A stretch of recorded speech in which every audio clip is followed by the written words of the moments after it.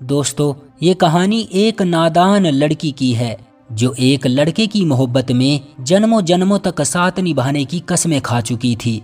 मगर माँ बाप उसकी शादी कहीं और कर देते हैं, लेकिन शादी के बाद भी उसका मन अपने आशिक में ही पड़ा रहता है। वो इस शादी से बिल्कुल भी खुश नहीं थी, यहाँ तक कि उसने अपने पति को खुद के नज़दीक तक नहीं आने दिया। वो बस उससे किसी तरह तलाक लेकर पीछा छुड़ाना चाहती थी। दोस्तों, कहानी में देखना यह है कि इस लड़की को तलाक होने के बाद इसका क्या हश्र होगा, इसकी जिंदगी इसको कहाँ तक लेकर जाएगी। कहानी को पूरा सुनिएगा, बहुत ही जबरदस्त किस्सा है। राधिका, हमारी शादी को 4 महीने गुजर चुके हैं, आप क्यों मेरी कोई बात नहीं मानती? मुझे बताए तो सही, आखिर मेरा कसूर क्या है? मेरे साथ आप ऐसा क्यों कर रही हैं? आदि राधिका को प्यार से समझाने की कोशिश कर रहा था, लेकिन राधिका मुंह फुलाए बैठी हुई थी। फिर धीरे से बोली, आदि, मुझे बस आपसे तलाक चाहिए, मैं आपके साथ नहीं रहना चाहती। आदि ने अपने सर पर हाथ रखा। राधिका, मैं ऐसा क्या करूं जिससे आपका ये तलाक का इरादा बदल जाए? मैं ऑफिस से बहुत थका हुआ आया हूं, प्लीज मुझसे ये सब बातें ना करें। राधिका, मुझे सुकून चाहिए। आदि को भूख लगी थी, किचन में देखा, खाना नहीं था। प्यार से बोला, राधिका, आपने आज फिर खाना नहीं बनाया? राधिका चिल्ला कर बोली, मैं आपकी कोई नौकरानी नहीं हूँ। जब आपको पता है मैं खाना नहीं बनाती तो छोड़ क्यों नहीं देते मुझे? आदि ने गुस्से पर काबू रखा और मुस्कुरा कर बोला, राधिका, कभी तो मोहब्बत से बात कर लिया करो मुझसे। दरअसल दोनों की अरेंज मैरिज हुई थी और राधिका किसी और लड़के से मोहब्बत में जीने मरने की कसमें खा चुकी थी।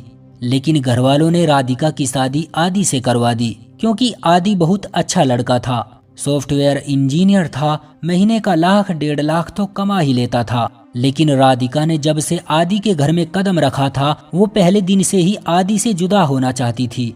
खैर, आदि ने गुस्से पर काबू करके अपने लिए कुछ खाना बनाया और राधिका के सामने बैठकर खाने लगा। सब्जी में नमक बहुत ज्यादा हो गया था, लेकिन क्या करता, बहुत भूख लगी थी, पेट तो भरना ही था। चुपचाप बैठकर खा लिया। टीवी चालू किया और न्यूज देखने लगा। राधिका मोबाइल पर बिजी थी। थोड़ी देर बाद आदि सो गया, लेकिन राधिका अपने आशिक से कह रही थी, अमित मेरी जान, मैं इस इंसान से बहुत जल्द तलाक ले लूंगी, तुम बस शादी की तैयारियां करो। अमित आहिस्ता से बोला, और हाँ प्लीज उसे अपने से दूर ही रखना। राधिका मुस्कुरा कर बोली, अमित जी, मेरे जिस्मो जान पर सिर्फ और सिर्फ आपका हक है। आदि ने तो आज तक मुझे छुआ भी नहीं है। राधिका इसी तरह पूरी रात अपने आशिक से बातें करती रही। सुबह हुई, आदि उठा, ऑफिस के लिए रेडी हुआ और चला गया। लेकिन राधिका अभी भी सोई हुई थी। आदि बहुत परेशान रहने लगा था, वो तंग आ चुका था राधिका के इस रवैये से। ऑफिस में बैठा हुआ सोचता रहा, राधिका, तुम बहुत मासूम हो, मैं जानता हूँ तुम मुझसे तलाक लेना चाहती हो, लेकिन तुम नहीं जानती तुम्हारे इस फैसले का कितना भयानक अंजाम होने वाला है। इतने में एक दोस्त आदि के पास आया। आदि साहब, क्या बात है, आजकल काफी परेशान हो? आदि ने लंबी सांस ली। बस यार, क्या बताऊं, कुछ बातें दीमक की तरह इंसान को अंदर ही अंदर खोखला कर देती है, और कुछ ऐसा ही हाल मेरा है। दोस्त ने मुस्कुरा कर कहा, आदि मेरे भाई, मैं तुम्हारे हालात से अच्छी तरह से वाकिफ हूँ। मेरी बात मानो तो राधिका को तलाक दे दो। यार, तुम उसकी इतनी इज्जत करते हो, लेकिन वो तुमसे सीधे मुंह बात तक नहीं करती। आदि ने लंबी सांस भरी। अच्छा यार, दुआ किया करो, ऊपर वाला उसे सही रास्ता दिखाए। थोड़ी देर बात करने के बाद आदि के दोस्त ने आदि से अलविदा कहते हुए कहा, अच्छा भाई, छुट्टी का टाइम हो गया है, चलो, ऊपर वाला तुम्हारा घर परिवार हमेशा बनाए रखे। ऑफिस की छुट्टी हुई, आदि घर आया। राधिका फोन पर बात कर रही थी। सारा दिन ऑफिस में काम करके बहुत थका हुआ था। राधिका से पानी मांगा, लेकिन राधिका ने कोई जवाब न दिया। आदि को ये बुरा तो बहुत लगा था, लेकिन सिकवा तो उससे किया जाता है ना, जिससे किसी तरह की अच्छाई की उम्मीद की जाए। लेकिन राधिका तो पहले दिन से ही आदि के साथ पराये इंसान की तरह व्यवहार करती है। हालांकि आदि जानता था राधिका अपने आशिक से बात कर रही है। वक्त इसी तरह गुजरता रहा। राधिका आदि का एक काम भी नहीं करती थी और बेचारा आदि ऑफिस से आकर अपनी जरूरत का सारा काम खुद ही करता था। एक दिन रात का वक्त था, ईश्वर से प्रार्थना करने लगा, हे भगवान, मैं राधिका को तलाक नहीं देना चाहता, लेकिन उसने मुझे मजबूर कर दिया है, मैं क्या करूं? भगवान उसे सही रास्ता दिखा। फिर राधिका के पास गया तो देखता है राधिका बेड पर लेटी हुई कांप रही है। आदि पास गया और पूछा, राधिका क्या हुआ आपको? लेकिन राधिका खामोश रही, वो कुछ न बोली। आदि ने राधिका के माथे पर हाथ लगाया। राधिका को बहुत तेज बुखार था। ये देखकर आदि तड़प उठा, राधिका आपको इतना तेज बुखार है, डॉक्टर के पास चलो। लेकिन राधिका ने इनकार कर दिया। आदि बार बार कहता रहा, राधिका खुद को क्यों तकलीफ देती हो, मेरी बात मानो और डॉक्टर के पास चलो। राधिका ने बाजू पर कट लगाए हुए थे। आदि ने आज पहली बार राधिका का हाथ पकड़ा था। भला खुद को दर्द देना ये कहाँ की समझदारी है? राधिका रोते हुए बोली, आदि तुम्हें भगवान का वास्ता देती हूँ, प्लीज मेरी मोहब्बत मेरी झोली में डाल दो, मुझे अमित के साथ जीना है, मुझे तलाक दे दो। आदि ने राधिका के आंसू साफ किए। पागल हो बिल्कुल, राधिका तुम बहुत मासूम हो, पागल बर्बाद हो जाओगी, मैं तुमको तबाही से बचा रहा हूँ और तुम हो कि एक ही जिद पर अड़ी हुई हो। लेकिन राधिका कहाँ सुनने वाली थी, वो तो बस बार बार यही कह रही थी, मुझे तलाक दे दो। जब राधिका ना मानी तो आदि ने डॉक्टर को घर ही बुला लिया। राधिका को काफी तेज बुखार था। डॉक्टर ने कुछ दवाइयाँ दी और राधिका को आराम करने को कहकर चला गया।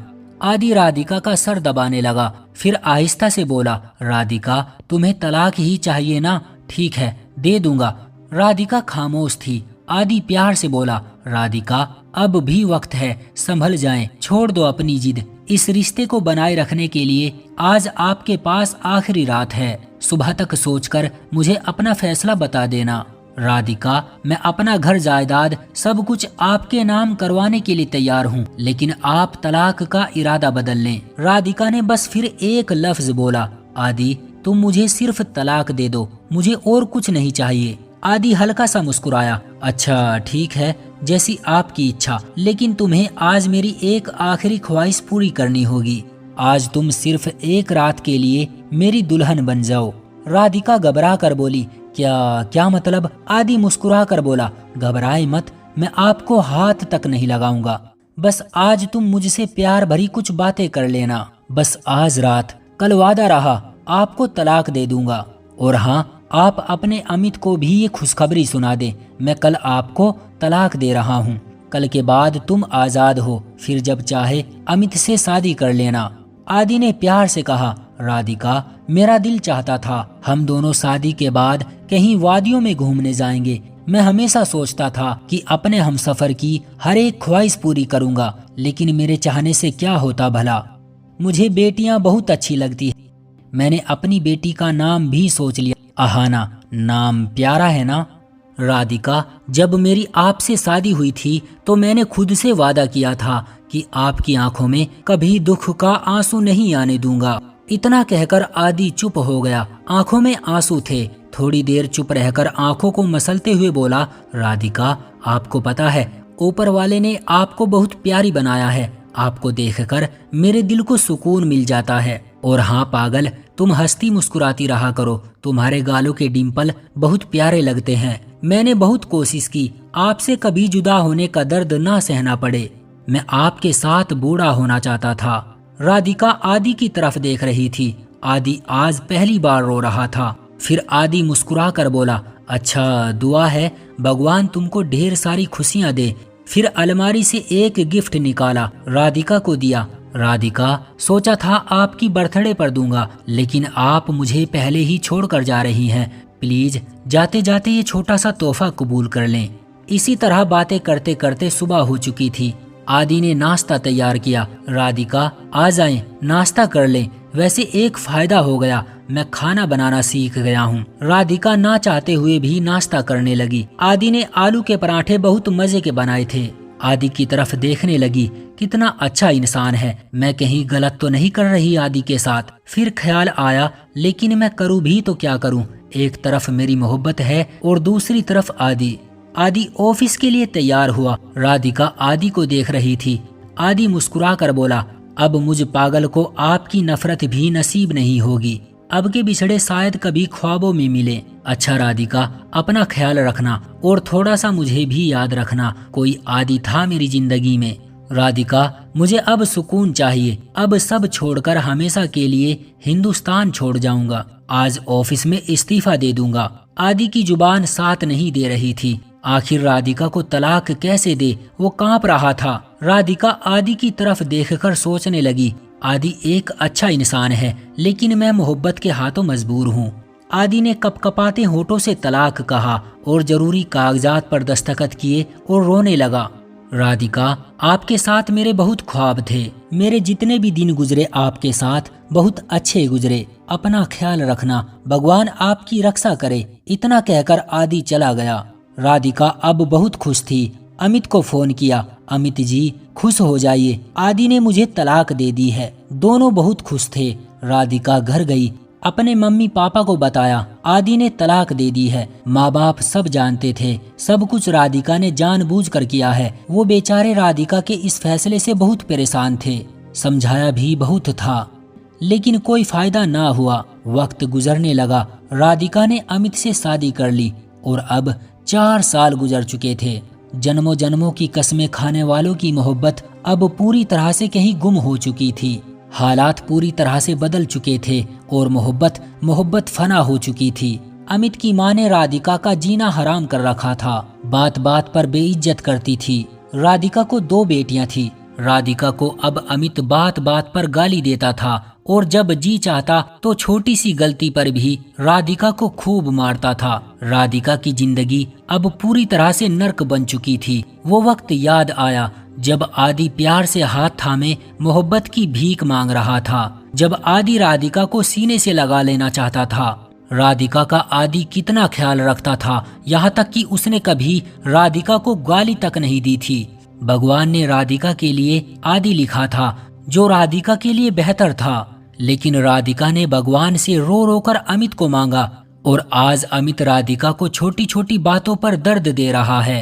आज अमित ने राधिका को इतना मारा था कि जिस्म लहूलुहान था। आंखें बंद थी। राधिका की आंख से आंसू छलक उठे। वो अब दहाड़े मार मार कर रो रही थी। आंसू साफ किए। आदि, आ जाओ, अपनी राधिका को बचा लो। मैं अब हार गई हूँ। मुझे एहसास हो गया है मैं गलत थी। मैंने तुम्हारे साथ बहुत गलत किया। आदि, आकर अपनी राधिका को बचा लो। लेकिन अब पछताने का क्या फायदा। आदि तो हिंदुस्तान छोड़कर जा चुका था। उसने अमेरिका में जाकर नई दुनिया बसा ली थी। वो तो वहाँ कभी वापस ना आने के लिए गया था। राधिका रोते रोते सोच रही थी, कितनी बदबख्त होती हैं वो लड़कियां जो अपने हमसफर की कदर नहीं करती, जो अपना घर खुद उजाड़ लेती हैं, जो सुनहरे ख्वाब देखकर लोगों की बातों में आकर अपना घर जला लेती हैं और फिर जिंदगी भर के लिए खाक हो जाती हैं। भगवान के फैसले पर राजी हो जाया करें, वरना अंजाम अमित जैसा मर्द होगा, जो राधिका को वेश्या होने का ताना भी दे देता है, जलील करता है, मारता है और अब राधिका बेटियों की खातिर सब बर्दाश्त करती रहती है। अगर कोई लड़की अपने हमसफर से तलाक की जिद लगाए बैठी है या अपना घर जला रही है तो अभी भी वक्त है, समझ जाएं, उससे पहले के मुकद्दर राधिका जैसा हो जाए। अगर आदि जैसा हमसफर साथ निभाना चाहता है तो अपने आदि को सीने से लगाकर जिंदगी को जन्नत बना ले। तो दोस्तों, कैसी लगी हमारी आज की कहानी? कमेंट बॉक्स में अपनी राय जरूर दें और ऐसी ही कहानियां लगातार देखने के लिए मेरे चैनल को जरूर सब्सक्राइब करें ताकि अगली वीडियो आप तक तुरंत पहुंचे। मैं मिलता हूं आपसे अगली वीडियो में, तब तक के लिए धन्यवाद।